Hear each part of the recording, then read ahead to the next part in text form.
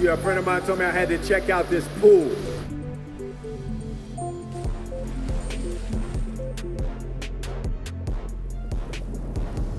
You're a great swimmer, but halfway down this seemingly bottomless pool, you feel funny, a little disoriented. Getting to the surface means you have to navigate around cars and buildings.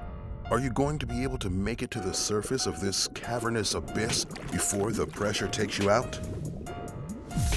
Here's how to survive the world's deepest pool. At 60 meters, Deep Dive Dubai holds the Guinness World Record of the deepest man-made dive pool on Earth. It has underwater habitats that resemble a sunken city, but the further down you go, the darker it gets. While trained divers and free divers are the only ones able to use the facility, there are still risks that can escalate quickly no matter the skill level.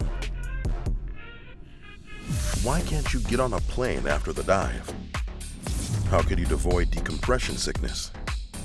And which substance in your body becomes toxic underwater? Step 1. Get certified. The deepest dive in the world has a bunch of sections and levels to explore, but you'll only be allowed to dive as deep as your certification allows you. Beginners can go down 20 meters deep, and advanced divers can go to 30 meters.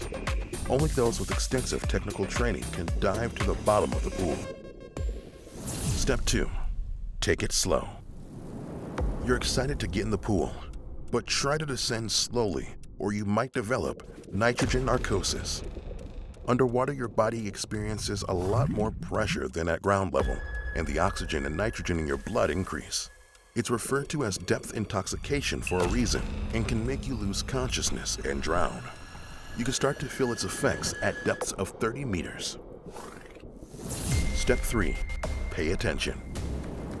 This exhilarating attraction is the virtual equivalent of 6 Olympic-sized swimming pools, but chances are you're not an Olympic athlete, so you'll need a lot of prep.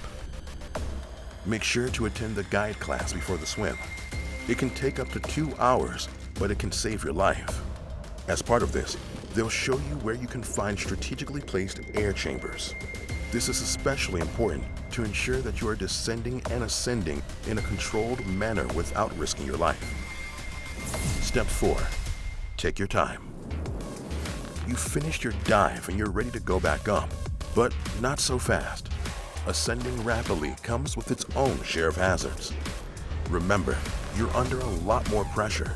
When you ascend too quickly, the sudden pressure drop can cause the nitrogen in your bloodstream to form bubbles. This condition is called decompression sickness, and you want to avoid it at all costs. Those bubbles in your joints would have you in excruciating pain. Just take your time. Step 5. Don't fly. You're done with your vacation and planning to go home. Careful. Think twice before getting on that plane. You can't fly immediately after your deep dive Dubai adventure. Wait at least a day to go any higher than 300 meters into the air. Going from the depths of the pool directly into a pressurized airplane flying at more than 9,000 meters can create potentially life-threatening levels of nitrogen in your blood. This was definitely a lifetime experience. Now you feel like you can swim anywhere. But have you heard of the Devil's Pool? Here's a tip. Watch out for hippos and crocodiles. But that's just the beginning. We can tell you all about it here on How to Survive.